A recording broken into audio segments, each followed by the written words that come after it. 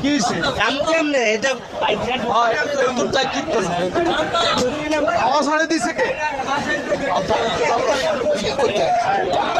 তুমি বাইরে যাও, বাইরে যাওয়ার মতো, বাইরে যাও, বাইরে যাও। মানে আপনি না নামাজ পড়তে খাড়াইছেন এর কাছে আওয়াজ হারে দিছে।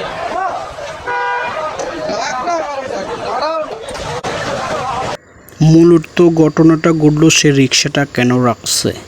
এই যে রিক্সাওয়ালা বাইটাকে দেখছেন, এই রিক্সাওয়ালা বাই রিক্সাটা বাড়ির সামনে রেখে সে নামাজ পড়তে গিয়েছিল। নামাজ পড়ে এসে দেখে তার চাক্কার পাম্পটা ছাড়া। সে তারপর জিজ্ঞাসা করলো সিকিউরিটি বলল, আপনি এখানে রেখে কেন নামাজ পড়তে গিয়েছিলেন? তখন মসজিদ থেকে সকল মুসল্লি এসে তাকে জিজ্ঞাসা করলো যে আপনি এই রিক্সাটার হাওয়া কেন ছেড়ে দিয়েছিলেন? বাড়িওয়ালা নেমে এসে তাদের সাথে কিরকম খারাপ ব্যবহার করতেছে। এই ঘটনাটা ঘটলো উত্তরা 5 নম্বর সেক্টর। তো উত্তরা 5 নম্বর সেক্টর আমি যখন আমার চোখের সামনে পড়ে তখন আমি নিজেই এই রিক্সাটাওয়ালাকে জিজ্ঞাসা করে তখন রিক্সাওয়ালা এইগুলো আমাকে বলে, ভাই আমি রিক্সাটা রেখে নামাজ পড়তে গিয়েছিলাম, এসে দেখে আমার চাকার পাম্প নেই।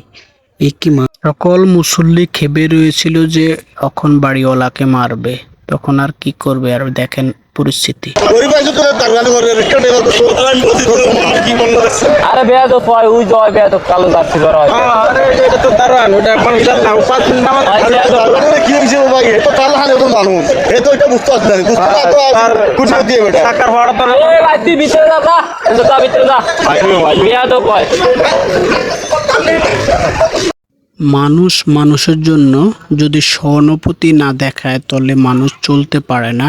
টাকা পয়সা আজ আছে কাল নেই, এত পাহাড় দেখাইলে তো হবে না। এক রিক্সাওয়ালা ভাই আপনার বাড়ির সামনে গাড়ি রেখেছে তাই বলে আপনি হাওয়া ছেড়ে দিয়েছেন। সকল মুসল্লি এখন খেপে রয়েছে, এখন চিন্তা ভাবনা করছে বাড়িওয়ালাকে এখান থেকে উচ্ছেদ করে এমন পিটানো পিটবে। কিন্তু যাক, এখন মুসল্লিরা বলতেছে যে আমরা ওকে আজকে এমন দোলাই দেব যে ওর জীবনে যেন আর কখনো কারো প্রতি এরকম যেন অবিচার না করে। সেজন্য সকল ভিডিওটা যদি ভালো লেগে থাকে তাহলে অবশ্যই শেয়ার করে দেবেন।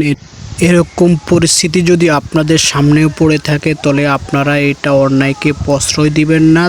আল্লাহ হাফেজ, আসসালামু আলাইকুম।